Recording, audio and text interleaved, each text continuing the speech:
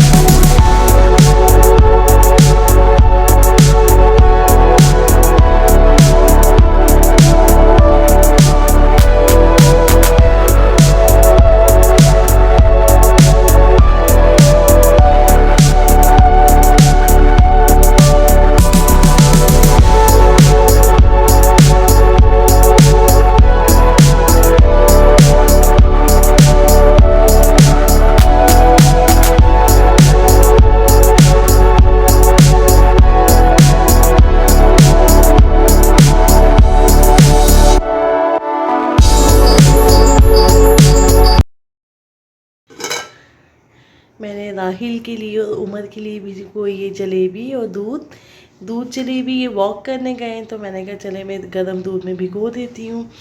ये मैंने सुबह संडे है तो बच्चों के लिए कुछ बना लूँगी चनों में, तो मैंने कहा चने भिगो देते हैं, फिर देखते हैं सुबह क्या बनाते हैं। टाइम हुआ तो छोले वो पूड़ी बना लेंगे, नहीं टाइम हुआ तो बच्चों को वैसे ही दे दूँगी बॉईल करके। आज से स्टार्ट किए मैंने ग्रीन टी पीना। मैंने कहा बहुत हो गया मोना, चले अब ग्रीन टी स्टार्ट करते हैं। तो देखिए कितना वेट लूज़ कर सकती हूँ, डाइट तो कर रही हूँ। कभी कभी ये कि खा भी लेती हूँ, लेकिन वैसे ज़्यादा कोशिश करती हूँ डाइट करने की। तो आज मैंने कहा नहीं, नमाज़ पढ़ने के टाइम में सोच रही थी कि मैं आज नमाज़ पढ़ के इंशाल्लाह ग्रीन टी बनाऊँगी और पीऊँगी। तो चले आज से स्टार्ट कर दिए। अस्सलाम वालेकुम जी, मॉर्निंग हो चुकी है और बस यहाँ पे नाश्ते की तैयारी हो रही थी, दूध गर्म कर रही थी। तो मैंने कहा चने वीडियो रिकॉर्ड करना स्टार्ट कर लेते हैं। और यहाँ पे चने बॉईल करने के लिए भी मुझे रखने थे और आज संडे था, लेट उठे थे, फिर वही घर के सारे काम करने होते हैं। फिर मैंने कहा चले चाय बना लेती हूँ। उमर था नहीं, उमर अपनी नानू के घर गया हुआ था, वो आजकल सैटरडे को वहाँ रुक जाता है। चले अच्छा है, अम्मी अकेली होती हैं तो थोड़ा सा अम्मी को भी सहारा हो जाता है, भाई बाहर चले जाते हैं।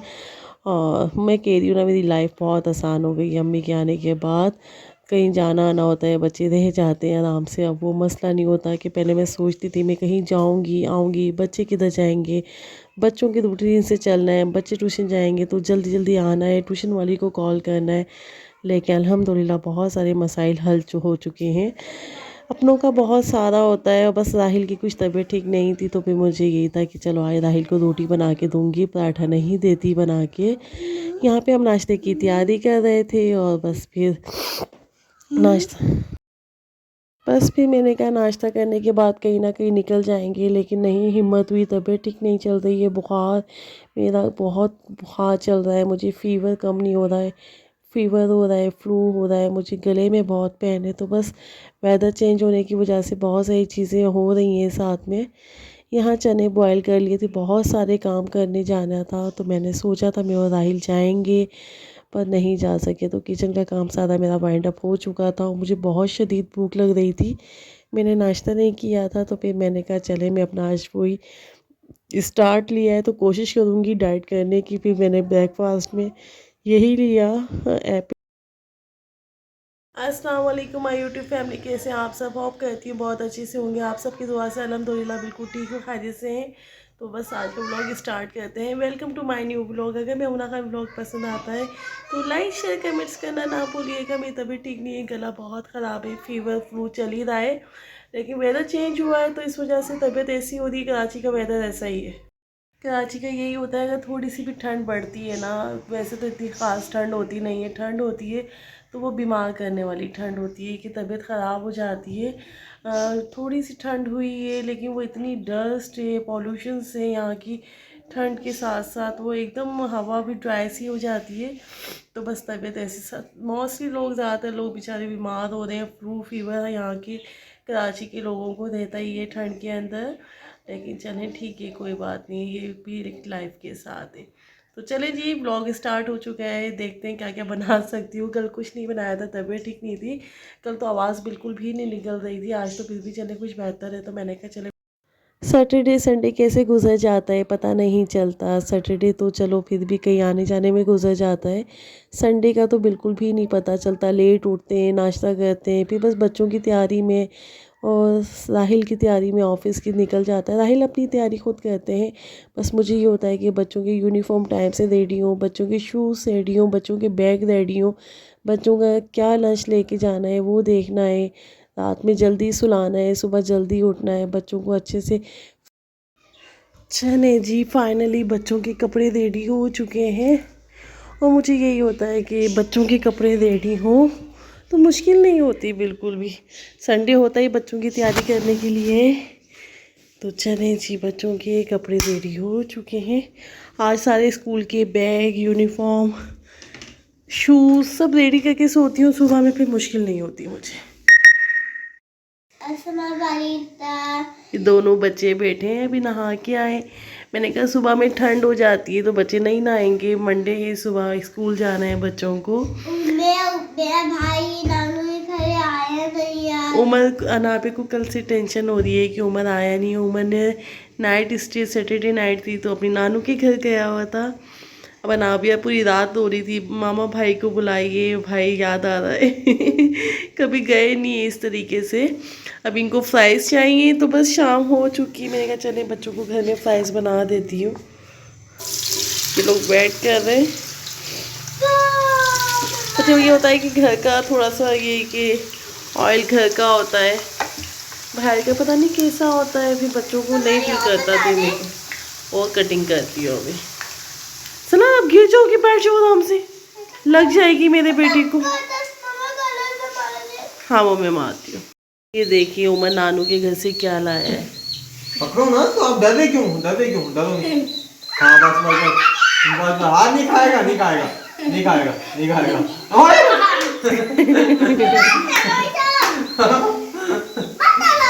छोटा भाई है मेरा, ये अभी उमर को लेकर आया है तो ये शोर किया हुआ इन्होंने, बस कर शहरोज ये इसको मार देगा। जूस नहीं पिलाना है इसको, दूध खिलाना है, बारिश में खिलाना है इसको। इधर लाओ। उमर आपको पता चल गया था कि फ्राइज बन रहे हैं? नहीं तो इसमें नाश्ता कर रहा है, कुछ खाया है नानू के घर पे? यही वाले अच्छे लगते हैं ना, आप ये शौक से खाती हो ना मामा? बार वाले नहीं अच्छे लगते। आपको भूख लग रही थी, आप कही थी ना मामा मुझे बहुत भूख लग रही है, तो इसलिए मैंने आपके लिए बना दी, मेरी बेटी के लिए। ऐसे आती है। बस मैं कह रही ना आज इसकी इन्ना लीलाएं होने वाली है। ये कुछ भी नहीं छोड़ता, सलाह हर किसी को, कोई घर में चीज़ आ जाए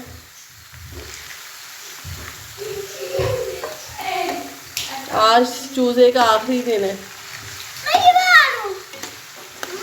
वो भी कटिंग करूँगी, साबुत देगी ना, इसको कटिंग कर लेते हैं।